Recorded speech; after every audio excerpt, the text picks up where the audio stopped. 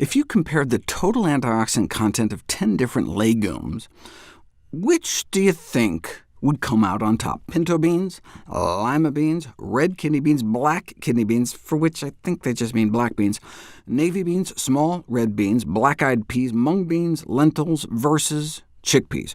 Who can guess the winner and the loser? Quick, pause the video. Coming in at number 10, bottom of the barrel, lima beans, then navy beans, both pretty sad, then black-eyed peas, then mung beans, which is what they typically make bean sprouts out of.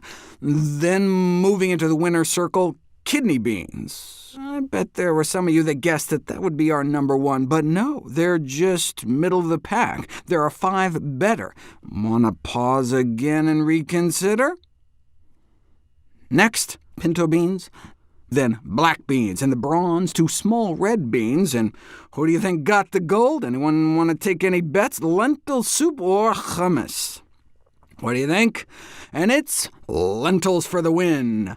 You can see how lentils pull away from the pack in terms of scavenging up free radicals. Lentils top the charts based on a variety of different measures, maybe because they're so small, and the nutrients are concentrated in the seed coat, and so smaller means more surface area. That'd be my guess. When pitted against cholesterol in vitro to try to prevent oxidation, lentils also seem to stand out, perhaps making it the best candidate for the development of a dietary supplement for promoting heart health and for preventing cancers. Or you could just have some lentil soup. I just throw them in my pressure cooker with oat groats when I make oatmeal. Aside from lentils, black beans, black soybeans, and red kidney beans also seem to top the list.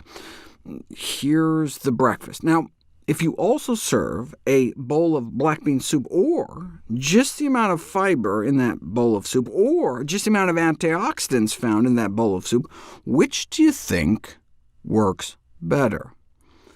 Whole plant foods can be greater than just the sum of their parts. Nowadays, it's popular to isolate and sell functional components of foods as dietary supplements. However, the extracted ingredients may not produce the same effects when delivered outside of a whole food form. In this study, for example, they compared the ability of black beans to attenuate after-meal metabolic, oxidative stress, and inflammatory responses to a crappy breakfast, and determined the relative contributions of dietary fiber and antioxidant capacity to the overall effect. Well, it's kind of a no-brainer. The results of the whole black beans in a meal improve metabolic responses that could not be explained by either the fiber or antioxidant fractions alone. Beans can even affect our responses to subsequent meals. When our body detects starch in our small intestine, it slows down the rate at which our stomach empties. That makes sense. The body wants to finish digesting before the next meal comes down the pike. And so, might eating a slowly digesting starch, such as lentils, trigger these potent mechanisms to result in a sustained delaying effect on stomach emptying? Here's the stomach emptying rate at a second meal, 4.5 hours later after you eat a quickly digesting starch like bread.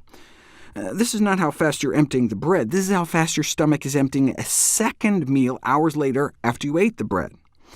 But what about the same meal eaten 4.5 hours after eating lentils? Significantly slower, like up to an hour slower, which means you would feel that much fuller that much longer after lunch because you had some beans for breakfast. Then when all the fiber and resistant starch make it down to our large intestine, they can feed the good bacteria in our colon. Researchers fed people a little over a cup of canned chickpeas a day, and in just 3 weeks, some of the bad bacteria, the pathogenic and putrefaction bacteria, got crowded out, cutting the number of people colonizing a high ammonia-producing bacteria nearly in half, indicating that chickpeas have the potential to modulate our intestinal microbiome to promote intestinal health within a matter of weeks.